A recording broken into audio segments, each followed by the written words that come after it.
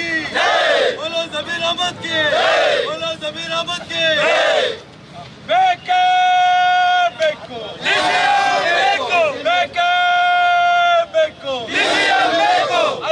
बेके बेको बेको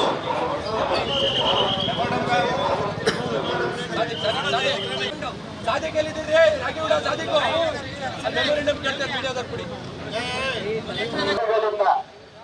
ನಮ್ಮ ರಾಜ್ಯದಲ್ಲಿ ಬಿಜೆಡ್ ಜಮೀರ್ ಅಹಮದ್ ಸಾಹೇಬ್ರವರು ಸುಮಾರು 4 ರಿಂದ 5 ಬಾರಿ ಚಾಮರಾಜಪೇಟೆ ಕ್ಷೇತ್ರದಿಂದ ಗೆದ್ದು ಹಲವಾರು ಮಂತ್ರಿ ಸ್ಥಾನವನ್ನು ಪಡೆದು ನಮ್ಮ ರಾಜ್ಯದ ಎಲ್ಲಾ ವರ್ಗಕ್ಕೂ ಅವರಲ್ಲಿ ಅಲ್ಪಸಂಖ್ಯಾತರು ಅಂತ ಹೇಳಿ ಬರಲಿಲ್ಲ, ಅವರಲ್ಲಿ ಅವನು ಇವನು ಅಂತ ಜಾತಿ ಭೇದ ಬರಲಿಲ್ಲ, ಎಲ್ಲಾ ಸಮುದಾಯಕ್ಕೂ ತಗೊಂಡು ನಡ್ಕೊಂಡು ಬಂದಿದ್ದಾರೆ.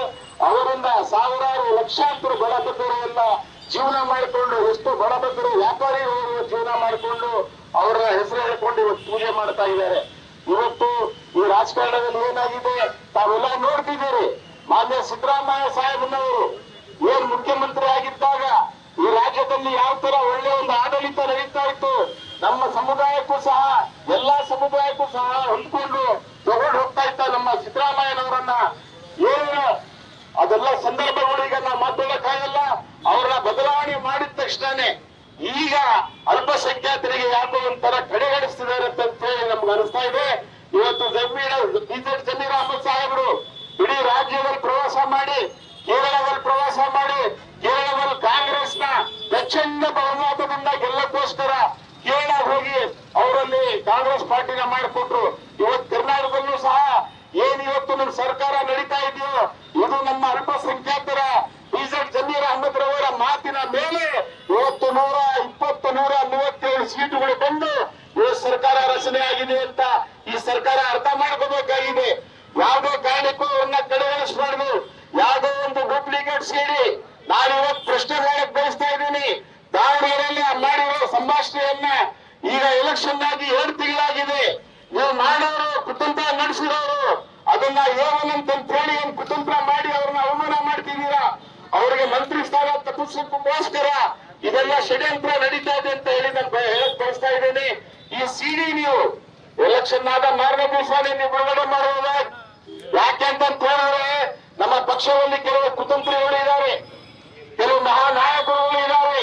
ಈ ಕುತಂತ್ರಗಳು ಯಾಕೆ ಮಾಡ್ತಿದ್ದಾರೆ ಅಂತ ಹೇಳಿದ್ರೆ ಸಿದ್ದರಾಮಯ್ಯನವರು ಫಾಲೋವರ್ಸ್ ಯಾರ್ಯಾರಿದ್ರು ಅವ್ರನ್ನ ಕಡೆಗಣಿಸಿ ಇವರ ಫಾಲೋವರ್ಸ್ ನ ಇಟ್ಕೊಂಡು ಜೈಕಾರ ಹಾಕೋಕ್ಕೋಸ್ಕರ ಇವತ್ತು ನಮ್ಮ ಸಮುದಾಯಕ್ಕೆ ಕಡೆಗಣಿಸ್ತಾ ಇದ್ದೀರಾ.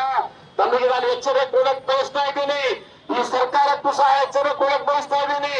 ಯಾವುದೇ ಕಾರಣ ಕೊಟ್ಟು ನೀವು ನಮ್ಮ ಜಮೀರ್ ಅಹಮದ್ ಅವರಿಗೆ ಡಿಸಿಎಂ ಹುದ್ದೆಯನ್ನ ಕೊಟ್ಟು ಮತ್ತೆ 2028ರಲ್ಲಿ ಏನೀಗ ಸರ್ಕಾರ ಚುನಾವಣೆ ಆಗ್ತಿದೆಯೋ ಆಗ ಸಂದರ್ಭ ಇದೆ. ಅವ್ರನ್ನ ನಾವು ಇಟ್ಕೊಂಡ್ರೆ ಮಾತ್ರ ಈ ರಾಜ್ಯದಲ್ಲಿ ಸರ್ಕಾರ ಮತ್ತೆ ನಿರ್ಮಾಣ ಆಗತ್ತೆ. ಇಲ್ಲ ಅಂತ ಹೇಳಿದ್ರೆ 137ರಿಂದ ಬರೀ 37ಕ್ಕೆ ಬಂದಿದ್ದೀರಾ. ಯಾಕೆ ಇಟ್ಕೊಳ್ಳಿ. ಈ ಸಮುದಾಯಕ್ಕೆ ಗೆಲ್ಸೋದು ಗೊತ್ತು, ಸೋಲ್ಸೋದು ಗೊತ್ತು. ಈ ಸಮುದಾಯ ಸರ್ಕಾರ ಮಾಡೋದು ಗೊತ್ತು, ಸರ್ಕಾರವನ್ನ ಕಿತ್ತಿ ಬಿಸಾಕೋದು ಗೊತ್ತು ಅಂತ ಹೇಳ್ತಾ ಮತ್ತು ನಾನು ಪುನಃ ಹೇಳ್ತಾ ಇದ್ದೀನಿ. ಡೂಪ್ಲಿಕೇಟ್ ಸಿಡಿ ಹಿಂದೆ ಯಾರು ಹೋಗ್ಬೇಡಿ, ನಂಬೇಡಿ. ಈಗ ಆಲ್ರೆಡಿ ನಮ್ಮ ಮಂತ್ರಿಗಳು ಜಮೀರ್ ಅಹಮದ್ ಸಾಹೇಬರು, ಆಮೇಲೆ ಅವ್ರ ಅನ್ವರ್ ಸಾಹೇಬರು, ಸಿರಾಜ್ ಸಾಹೇಬರು ಈ ತರ ಒಂದು ಡೂಪ್ಲಿಕೇಟ್ ನೀವು ಮಾಡಿದೀರ ಅಂತ ಹೇಳಿ ಸೈಬರ್ ಕ್ರೈಮಿಗೆ ಆಲ್ರೆಡಿ ಕಂಪ್ಲೇಂಟ್ ಅನ್ನ ಕೊಟ್ಟು ಆಲ್ರೆಡಿ ಎಫ್ಐಆರ್ ಮಾಡಿಸಿದ್ದಾರೆ. ಕಳ್ತನ ಮಾಡಿರೋರು, ಹೇಳಿರೋರು, ಸುಳ್ಳು ಹೇಳಿರೋರು ಯಾವುದೇ ಕಾರಣಕ್ಕೂ ಎಫ್ಐಆರ್ ಮಾಡಕ್ ಹೋಗಲ್ಲ. ಎಫ್ಐಆರ್ ಅಲ್ಲಿ ತನಿಖೆ ಆಗ್ಬರಲಿ. ತಪ್ಪಿಸ್ತಿದ್ದರು ಯಾವ ಅಂತ ಹೇಳಿ ಹೊರಗಡೆ ಬರುತ್ತೆ. ಇದು ಯಾವಾಗ ನೋಡುವ ಎಲೆಕ್ಷನ್ ಬಂದಾಗ ಮಾತ್ರ ಸಿಡಿಗಳು ಹೊರಗಡೆ ಬರ್ತಾ ಇದ್ದಾವೆ. ನಾವು ನೀವು ನೋಡ್ತಾ ಇದ್ದೀವಿ. ಪಾಪ ಆ ದೇವೇಗೌಡರ ಮಂತ್ರಾನೇ ಹಾಳು ಮಾಡಿಟ್ಬಿಟ್ರು. ನಾವು ಪಕ್ಷ ಬೇರೆ ಇರ್ಬೋದು, ಆದ್ರೆ ನಮ್ಮ ರಾಜ್ಯದ ಹಿರಿಯ ನಾಯಕರವರು ಅವರ ಮಕ್ಕಳಿಗೆ ಅವರ ಮೊಮ್ಮಕ್ಕಳಿಗೆ ಯಾವ ತರ ನೀವು ಕುತಂತ್ರ ಮಾಡಿ ಇವತ್ತು ಜೈಲಲ್ಲಿ ಕೂರಿಸಿದೀರಾ ಅಂತ ಹೇಳಿ ಇಡೀ ರಾಜ್ಯ ನೋಡ್ತಾ ಇದೆ. ಈ ಕುತಂತ್ರ ನಮ್ಮ ಹತ್ರ ನಡೆಯಲ್ಲ, ಈ ಕುತಂತ್ರ ನಮ್ಮ ಹತ್ರ ನಡೆಯಲ್ಲ. ಹಾಗಾಗಿ ಡೂಪ್ಲಿಕೇಟ್ ಸಿಡಿನ ನೀವು ಬ್ಯಾನ್ ಮಾಡಿಸಿ, ಇದ್ಯಾರು ಕುತಂತ್ರ ಮಾಡಿದಾರೆ ಅವ್ರು ಯಾವನೇ ಎಷ್ಟೇ ಪ್ರಭಾವಿ ಮಾನವನಾಗಿರ್ಲಿ ಅವ್ರ ಮೇಲೆ ಎಫ್ಐಆರ್ ದಾಖಲಿಸಿ ನಮ್ಮ ಜಮೀರ್ ಅಹಮದ್ ಸಾಹೇಬರಿಗೆ ನ್ಯಾಯ ಒದಗಿಸ್ಕೊಡ್ಬೇಕಂತ ಕೇಳ್ತಾ ಇದ್ದೀನಿ. ಇಲ್ಲದೆ ಹೋದ್ರೆ ಮುಂದಿನ